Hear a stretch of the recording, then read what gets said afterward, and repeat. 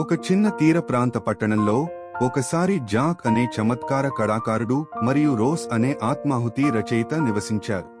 వారి లోకాలు ఒక సాంద్ర సాయంకాలం ఒక కళా ప్రదర్శనలో ఢీకొన్నాయి. సముద్రాన్ని చూపించే జాక్ చిత్రాలు రోస్ దృష్టిని ఆకర్షించాయి. జాక్ రోస్ యొక్క ఆశ్చర్యాన్ని గమనించి ఆమె వద్దకు చిరునవ్వుతో వచ్చాడు. వారు కలలను, భయాలను మరియు సృష్టించడానికి తమ ప్రేమను పంచుకున్నారు.